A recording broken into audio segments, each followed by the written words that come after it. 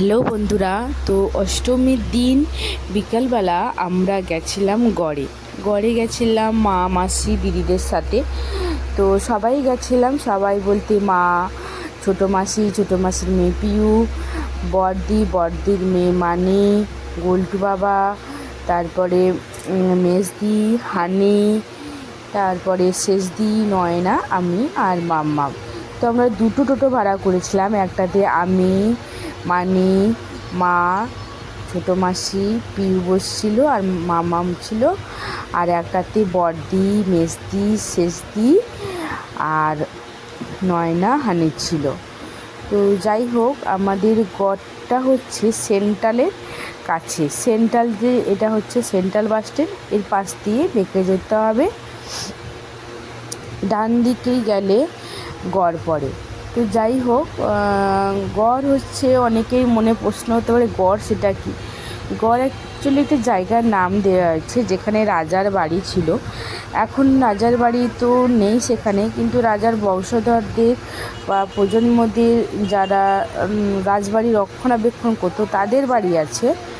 আর আছে মন্দির যেখানে মা দুর্গার প্রত্যেক বছর পুজো হয়। তো যাই হোক, তো সেই জায়গাটার নাম দেওয়া হচ্ছে গড়।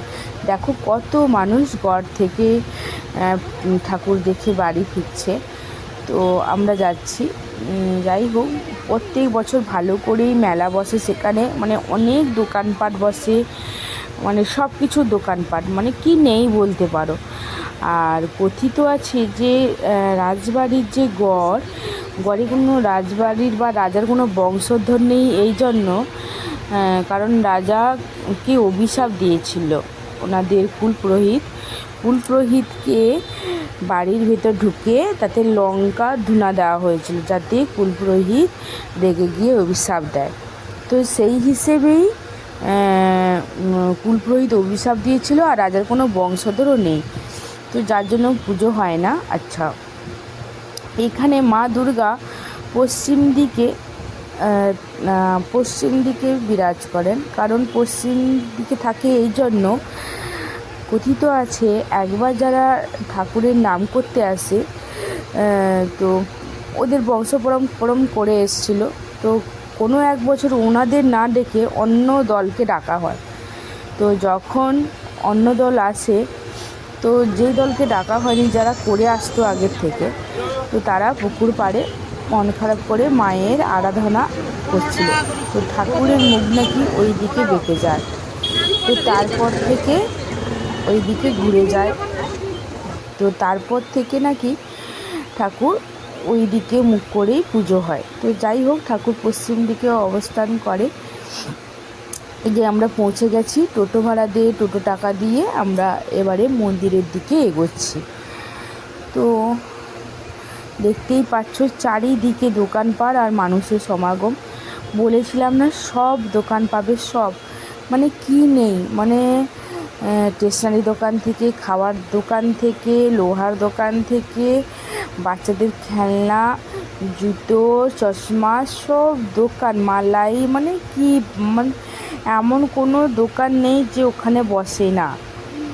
গড় কোনো ছোটোখাটো, যদি তোমরা ভেবে থাকো যে ছোটোখাটো কোনো মেলা টেলা বা ছোটোখাটো মন্দির, না, প্রত্যেক বছর ষষ্ঠী থেকে, এখন তো পঞ্চমী থেকেও বসে যায়, মা আসেন ষষ্ঠী থেকে, মানে লোকের জন্য সমাগম আর দোকানপাট প্রচুর বসে। এই যে আমরা এখন মন্দিরের কাছে যাচ্ছি, দূরে, বেশি দূর না, এই 5 মিনিটেরও ব্যবধান নেই, হাঁটা পথ 1 মিনিটের রাস্তা, সেই 1 মিনিটেই এত দোকানপাট মানুষকে পেরিয়ে যেতে হয়। আর দেখতেই পাচ্ছ, বলেছিলাম না, প্রচুর খেলনা দোকান, মানে বাচ্চাদের খেলনার দোকান, সব রকমের জামা কাপড় দোকান, জিলাপি, মিষ্টি, সব দোকান পাবেন, মিষ্টির দোকান, চপের দোকান, যা খেতে চাইবেন তা দোকান পাবেন। তো আমরা চলে এসেছি মন্দিরের কাছাকাছি প্রায়। তো মানুষের শুধু ভিড়টা দেখো। আর এখানে আখ বিক্রি হয়, আখেরও দোকান আছে, ওখানে পরে আসছি। আগে আমরা মন্দিরে দর্শন করতে যাব, তারপরে আমরা সব ঘুরবো। এই যে দেখো বাচ্চাদের কত খেলনা, মানে বলছিলাম গড়ে প্রচণ্ড ভিড় হয়, সকালে যদি অষ্টমীর সকালে কেউ আসে তো তারাই জানে যে কতটা পরিমাণ ভিড় হয়। মায়ের কাছে অঞ্জলি দেওয়া চারটিখানি মুখের কথা না, প্রচণ্ড ভিড়ের মধ্যে দিতে হয়। তো সব দোকান পাট বসছে চারিদিকে, শুধু খাবার দোকান, মানে মন্দিরের সামনে থেকে শুরু করে মানে দোকানপাটের শেষ নেই। আর কত মানুষ দেখো, মানুষের ভিড়টা শুধু দেখো, চারিদিকে শুধু মানুষ। সবাই মায়ের দর্শন করতে এসছে, দূর দূরান্ত থেকে আসে মানুষ এখানে মায়ের দর্শন করতে। এই যে মন্দিরের সামনে চলে এসেছি, আমরা ঘুরে একটু যাব, কারণ এখানে নাম বসছে মাঝখানে। এই যে তো আমরা এই জন্য একটু ঘুরে যাচ্ছি মায়ের দর্শন করার জন্য। এই যে এদিকে দেখো প্রদীপ, কাঁসার দোকান বসছে এদিকে, তারপরে শাঁখা পলার দোকান বসছে এখানে। এই দোকানগুলো কিন্তু মন্দিরের পুরো সাইডে বসছে। এই যে দেখো মাকে দর্শন করো, দেখো মায়ের প্রতিমাটা কত সুন্দর, দেখলেই মন ভরে যাবে। গড়ের মা দুর্গার প্রতিমার মুখটা হয় গৌরবর্ণ, যা দেখলেই সত্যি মন ভরে যায়। আচ্ছা, এই গড়ে সোনার দুর্গা ঠাকুরও আছে। মাকে, ওই সোনার দুর্গা মাকে মহালয়ার দিন ও 4টার দিকে বের করানো হয়, রথে করে নিয়ে আসা হয় মন্দিরে, যেখানে কলা বউয়ে স্নান করানো হয়। পরেই সেখানে পুজো অর্চনা হয়। তারপরে আবার ষষ্ঠীর দিন থেকে ওই সোনার দুর্গা মাকে বের করানো হয়, মা দুর্গার প্রতিমার পাশে রাখা হয়। তো এরপরে আমরা ঠাকুরের কাছে প্রণাম টোনাম করে বেরিয়ে এসেছি প্রসাদ কাটার জন্য। তো যাই হোক, আরেকটা ভালো জিনিস তোমাদের দেখাই, দেখো এইগুলো হচ্ছে আগে বলি দেওয়া হতো। আগে তো প্রথমে মানুষ বলি দেওয়া হতো শুনেছি, তারপরে ছাগল বলি দেওয়া হতো, তারপরে এখন সব কিছু বন্ধ করে চাল কুমড়ো আর লাউয়ের বলি দেওয়া হয়। আর এগুলো পুকুরেই থাকে, পুজোর সময় একাই ওঠে। আর একটু এগুলোর মধ্যে মরচে পড়েনি জানেন, পুরো যেই কে সেই, কোনো এদের মধ্যে কোনো চেঞ্জ হয়নি। আমি ছোটোবেলা থেকে দেখে আসছি, তাই বলছি কোনো চেঞ্জ হয়নি। আর এটাই হচ্ছে মা দুর্গার মন্দির। আখের দোকান বসছে এদিকে, এটা হচ্ছে মানে রাজার যে রাজবাড়ির যে রক্ষণাবেক্ষণ করতো তাদেরই একটা বংশধরের বাড়ি। তো যেখানে প্রসাদ বিতরণের সিস্টেমটা হয়। যাই হোক, এখানে মা, মাসি, দিদি এরা টিকিট কাটছে প্রসাদ নেবে বলে, এখানে টিকিট কাটা হয়।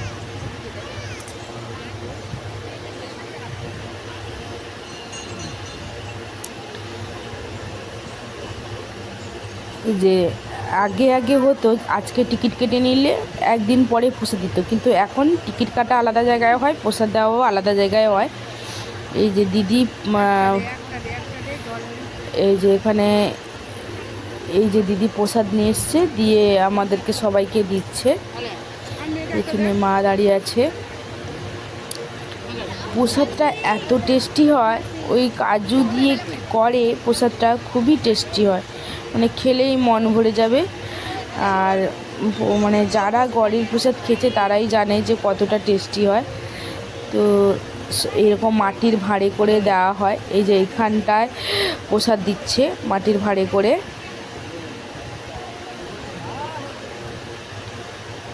প্রত্যেক বছর, এই বছরের ন্যায়ও গড়ের প্রসাদ এই মাটির ভাঁড়ে করেই দেয়, এখনও চলে।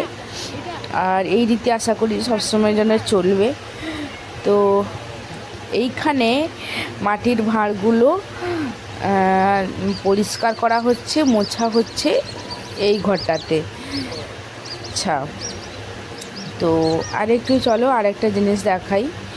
এই যে এটা হচ্ছে পুকুর, এটা হচ্ছে ঠিক মন্দিরের পেছনে পুকুর। বলছিলাম না যে ঠাকুরের যারা নাম করে তারা এই পুকুর পাড়ে ধারে এসেই নাম করছিল। তো ঠাকুরের মুখ এই দিকে বেঁকে গেছিল। তো যাই হোক, এরপরে আমরা চলে আসি আখ কিনতে, কারণ গড় আসবো আর আখ কিনবো না সেটা তো আর কখনো হতে পারে না। যারা যারা গড় আসে তারা প্রত্যেককেই আখ কিনে নিয়ে বাড়ি ফেরে, কারণ এটা বলতে পারো একটা রীতি হোক যাই হোক, গড়ে প্রত্যেকে আসা মানেই আখ কিনবে। তো সেই হিসেবে আমরাও, আর আখ খেতে এখানকার গড়ের আখ প্রচুর মিষ্টি হয়, প্রচুর মিষ্টি হয়। যারা খেয়েছো তারা অবশ্যই জানবে, আর যারা খাওনি অবশ্যই বলবো কোনো এক বছর কাঁথিতে দুর্গাপুজোর সময় গড়ে এসে ঘুরে যাবে, খুব ভালো লাগবে। তো এখানে আমরা আখ কিনছি, আর আখগুলো এতটাই মিষ্টি হয় মানে সে বলেও আমি বোঝাতে পারবো না, যতক্ষণ না নিজেরা খাচ্ছ বুঝতে পারবে না যে কতটা এখানকার গড়ের আখ মিষ্টি হয়।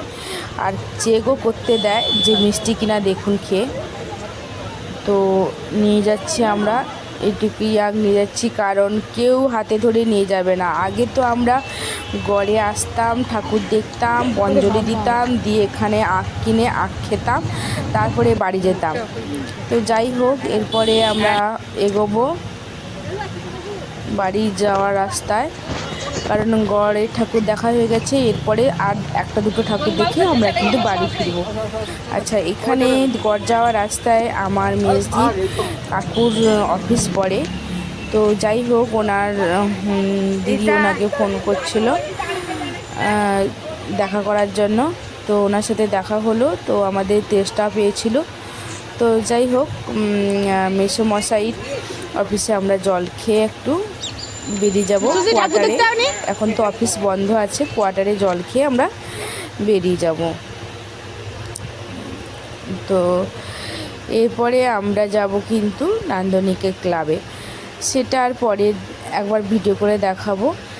কিন্তু আমরা এখান থেকে বেরিয়ে সোজা গেছিলাম মালাইয়ের দোকানে, কারণ আমাদের সবার মন চাইছিল মালাই খাওয়ার। মালাইটা মেজদি খাইয়েছিল সবাইকে।